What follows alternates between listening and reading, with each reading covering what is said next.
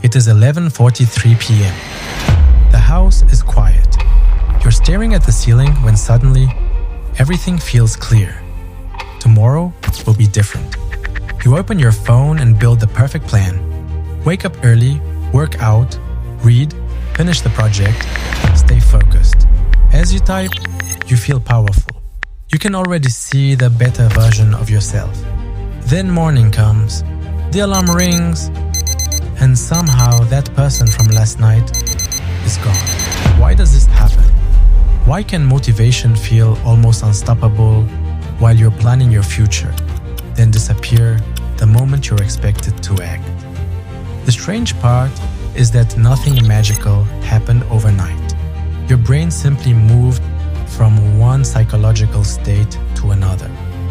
Last night, you were experiencing the possibility of success. This morning, you're facing the cost of creating it. And that difference changes everything. Let's go back to the moment you made the plan. You weren't just writing tasks. You were imagining an outcome. You pictured yourself fitter, calmer, more productive, finally in control.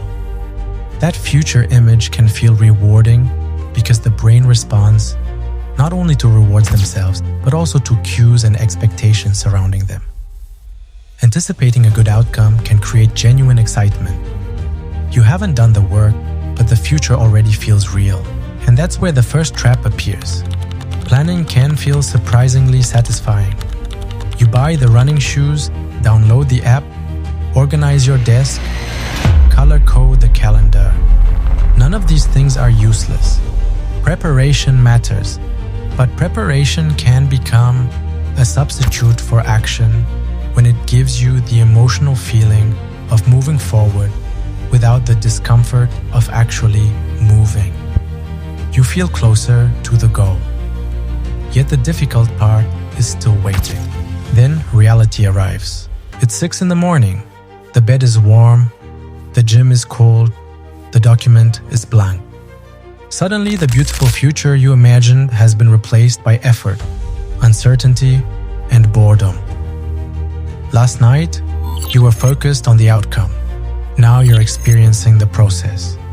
And the process has a cost. Your brain has to spend attention and energy, while the reward may be days, months, or even years away. Now put your phone beside you. You plan to study for an hour, but the phone offers something completely different. An immediate reward, a message, a funny video, a new notification. Your goal offers something later. The phone offers something now. Human decision-making is strongly influenced by immediate rewards, especially when the alternative requires effort. So the easier option can suddenly feel much more attractive than the goal you were excited about last night. This is where people often make the wrong conclusion. You fail to follow the plan and think, I'm lazy, I have no discipline. But behavior is more complicated than that.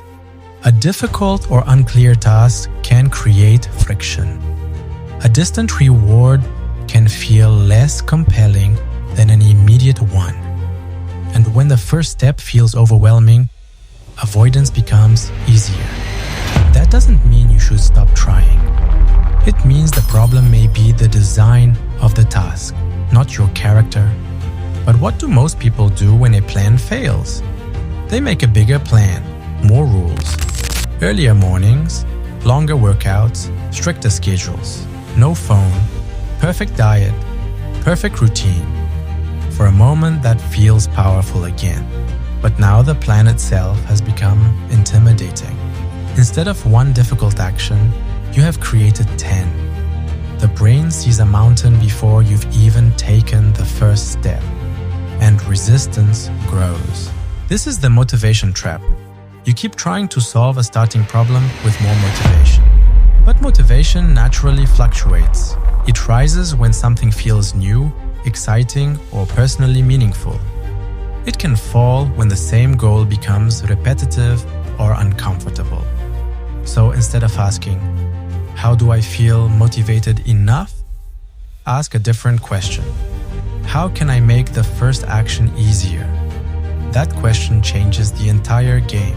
Imagine you planned a 1-hour workout. Don't negotiate with the whole hour. Put on your shoes, that's it. You plan to write 10 pages. Open the document and write 1 sentence. You plan to clean the house. Put 1 thing away. These actions sound almost too small.